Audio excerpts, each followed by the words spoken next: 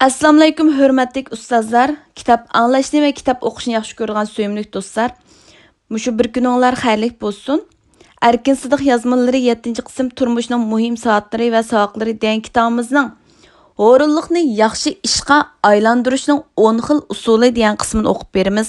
Kitap yozuvchi doktor Erkin Sidiq. Ovozda Istanbuldan Layla qiz. Kitap o'qilgan kun 2018-yil 10-oktyabr chorshanba. O'rinliqni yaxshi ishga aylantirishning 10 xil usuli 2015-yil 8-oyning 6-kuni. Men oldingi maqolada o'rinliqni ilmiy tushuntirilishini qisqacha bayon qilib o'tdim. Mazkur maqolada bo'lsa, o'rinliqni yaxshi ishga aylantirishning 10 xil usulini qisqacha tonishtirib o'taman. Mening bu qitim foydalanganim Leo Babota ismli avtor 2007-yil 16-iyul yozgan o'rinliqni yaxshi ishga aylantirishning 10 xil usuli degan maqola bo'lib, u maqolani men oldingi qitim maqolamda tonishtirgan doktor Leo Seltzer tavsiya qilgan ekan. Leo Babota bir avtor bo'lib, u yozgan bir qancha parcha kitob Amerikadagi eng ko'p sotilgan kitoblar qatoridan o'rin olgan. U yozgan bir internet blogi bor bo'lib, u blogning hozir 1 million o'qirmanlari bor ekan. Tuandikisi Leo Babotaning maqolasining asosiy mazmuni. O'rinliq hamma insonlarda o'xshamagan darajada bor bo'lgan bir xil tabiiy ahvol bo'lsa-mu, biz o'zimizga o'rinliq tufaylidan davomli o'z-o'zimizni ayblaymiz.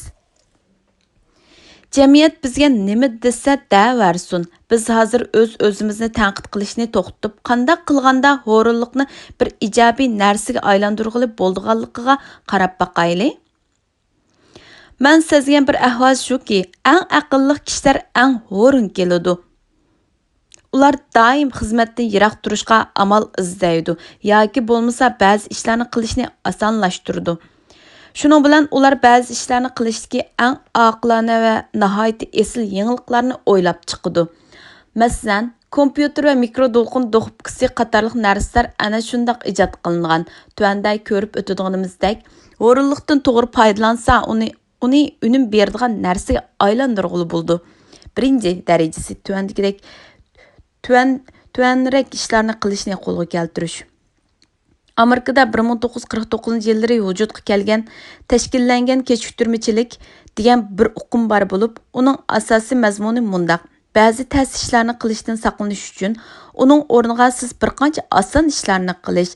Agar qo'lingizda muhimlik tartibi bo'yicha tizilgan bir qism ishlar bor bo'lib, ularning birinchisi eng tas bo'ldigan, siz u ishlarning ikkinchisidan boshlab qiling.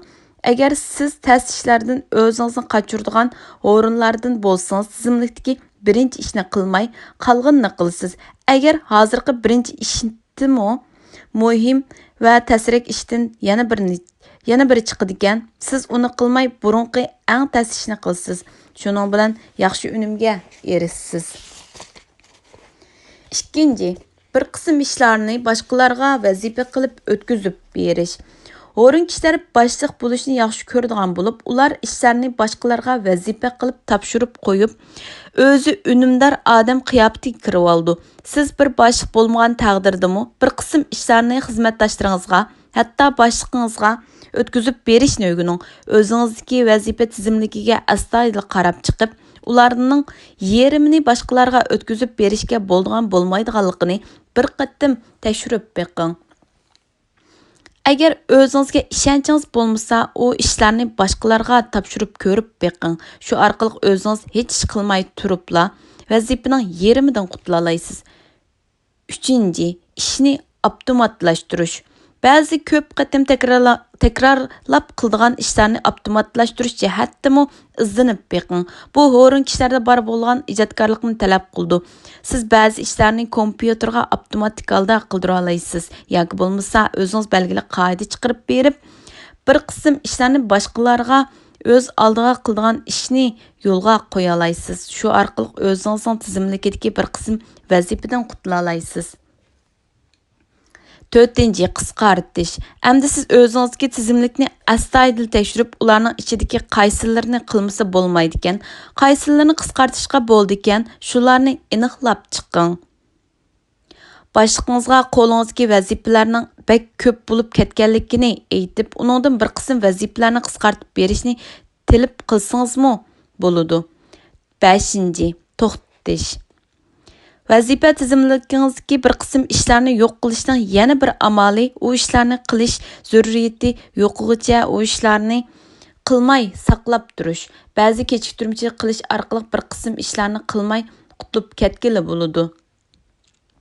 6. Oddiylashtirish.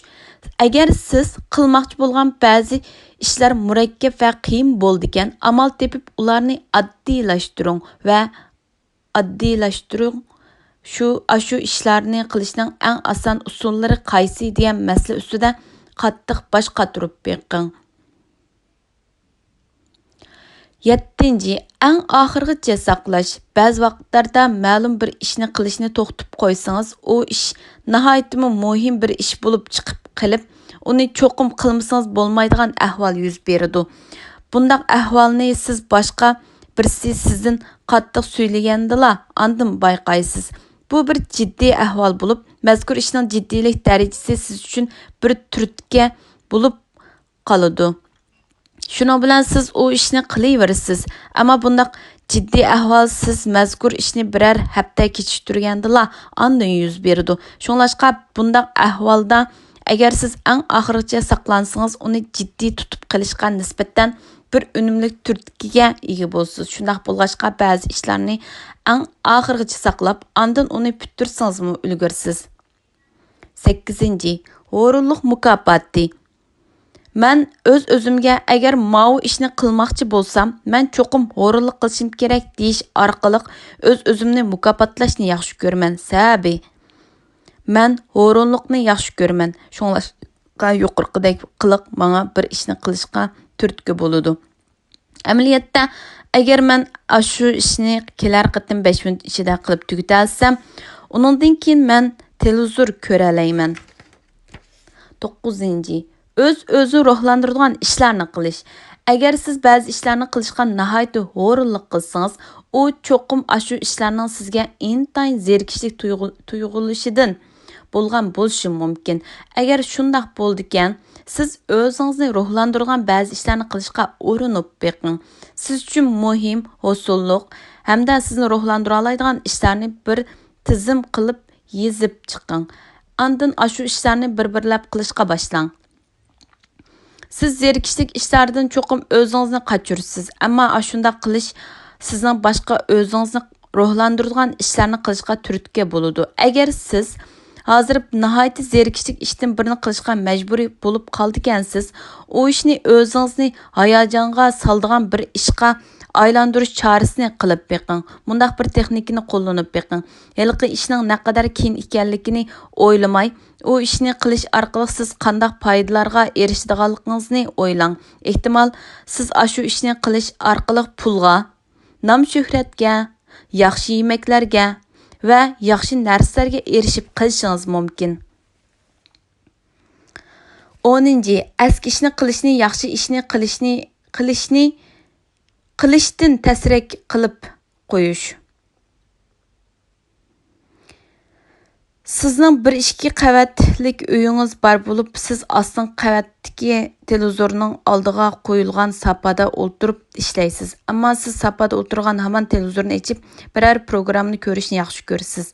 Siz uchun sapada ishlash nihoyat yaxshi ish, ammo u yerda televizor ko'rish eski ish bo'lsin. Mushundaq ahvolda siz televizorni yiroqdan boshqargan kontrolg'ichni uyingizning 2-chi qavatiga chiqib qo'ying. Ya'ni eski ishni qilishni yaxshi ishni qilishdan tasrak qilib qo'ying. Yana bir misol bo'lib, siz mushundaq bir usulni kundalik hayotingizda ishlatsangiz bo'ladi.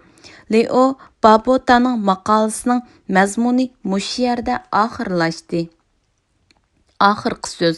Men oldingi maqolada hayotdagi har xil qiyin o'tganlar va har xil qiyinchiliklarga jang e'lon qilib, ular ustidan g'olib kelish uchun zarur bo'lgan turtkini oxirlashtirgan har xil omillarning borligini, ularning biri, ya'ni 10-cı amil bizdə özümüzün kəlgüsü istiqbalığa nisbətən qattiq gumon paydo bo'lib, özümüz üçün hər qandaq bir ishni qilishning hech bir ahamiyati yo'q deb o'ylab qilishimiz ekanligini o'ttirg'a qo'ydim.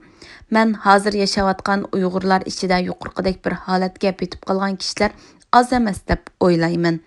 Hamda uning uchun davomli ichinman va azoblanaman. Hozirgi amaliyat shuki, biz yuqorqidagi bir yashash yo'lini tanlab turibmi yoki ho'rinlik qilib turib o'zimizning duch kelgan masalalarni ozroqmi hal qila olmaymiz. Uning aksicha biz texmo yomon oqibatlarni keltirib chiqaramiz. Shundoq bo'lg'achqa biz o'zimizga o'zimiz mas'ul bo'lish, o'z zimmamizdagi mas'uliyatlarning huddisin o'zimiz chiqish hissiyoti, ruhiy va irodasi kuchli bo'lgan qarindoshlarning o'zlaridagi ho'rinlikni yengib to'xtovsiz olg'a ilgarilash uchun oldingi maqola bilan mushu maqolaning azroq yordami bo'lishini to'liq umid qilaman. Doktor Erkin Sidiq.